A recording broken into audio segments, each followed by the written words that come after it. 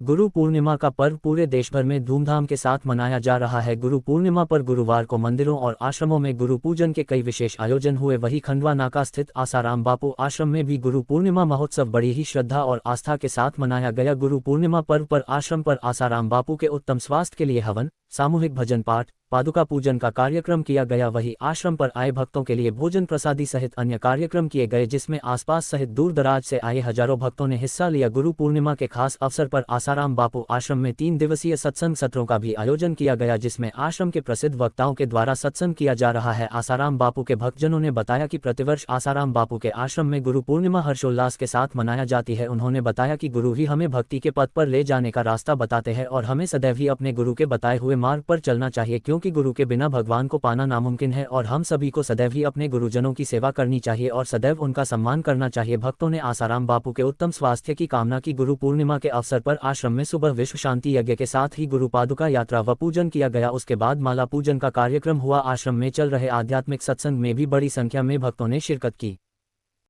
भैया, आप देख सकते हैं इस बार गुरु पूर्णिमा के अवसर पर हमारे आश्रम के वक्ताओं के सत्संग सत्रों का आयोजन हो रहा है। ये 3 दिवसीय कार्यक्रम रहेगा 10, 11 और 12, जिसमें रामा भाई जी, जो कि काफ़ी वर्षों से सत्संग प्रदान कर रहे हैं, और साथ ही साथ में ज्योत्सना बहन, ये गुजरात की हैं, तो उनके सत्संगों का लोगों को लाभ मिलेगा।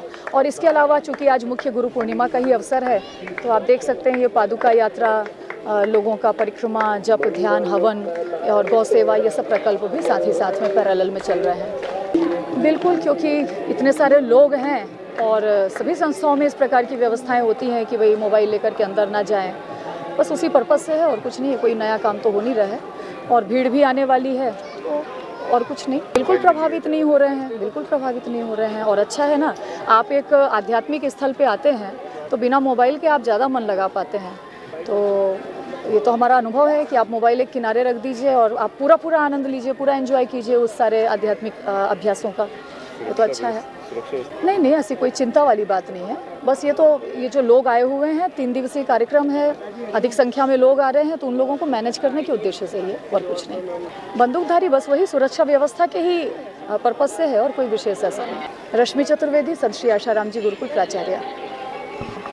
गुरु पूर्णिमा पर्व हर एक शिष्य मनाता है और आज हमें इस बात की खुशी है कि जो वैदिक संस्कृति परंपरा में गुरु शिष्य की सुंदर परंपरा है, शायद इस धरा पर ऐसे पूज्य संत श्री आशाराम जी बापू जैसे संत सतगुरु रूप में हम लोगों के जीवन में नहीं होते तो हम नहीं जानते कि जीवन किस लिए है और क्या करना चाहिए। पर आज पूज्य बापू जी के सानिध्य से हमने समझा है और हृदय में ये उत्कंठा जागृत हुई है कि जीवन किस लिए है, और यही प्रश्न लेकर हम आए थे गुरु शरण में। और आज गुरुदेव के सानिध्य से हमने पाया है, समझा है कि जीवन भगवान की भक्ति करके भगवान को पाने के लिए है। तो ये संदेश मिलते ही हम सबका लक्ष्य बना है इस जीवन को सफल करना है। तो आज हम सभी गुरुदेव के ज्ञान के सत्संग प्रसाद से इस समझ को पाए हैं, तो हम सभी शिष्यों का एक कर्तव्य है कि हम गुरुदेव का पूजन करके अपने जीवन को सफल करें। तो इसी भावना से सभी शिष्य आज गुरुद्वार पर आए हैं और शिष्य इसीलिए गुरु को वंदन नहीं करता है कि गुरु ने हमको कुछ दिया। वास्तव में गुरु वंदनीय है, गुरु पूजनीय है। अगर गुरु इस धरा पर नहीं होते तो भगवान की महिमा भी कोई समझा नहीं पाता।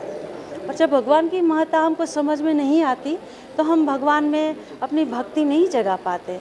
तो इसीलिए संतों के आदर का ये पर्व है गुरु पूर्णिमा पर्व, तो शिष्यों के लिए अनुपम पर्व है।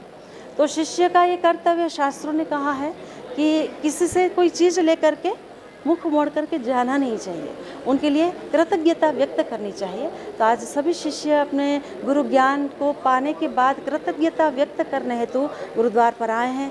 तो कोई चरणों में शांत भाव से बैठ करके गुरुमुख बन रहा है, कोई स्वास्थ्य मंत्र का जप करके गुरुदेव के उत्तम से अति उत्तम स्वास्थ्य की शुभकामना करके संकल्प कर रहा है, कोई देवी कार्यों की सेवा का संदेश हृदय में लेकर मानव जन तक सेवा पहुंचा रहे। तो सभी भक्तों का ये भक्ति का दर्शन है। मेरा नाम ज्योत्सना है, अहमदाबाद से।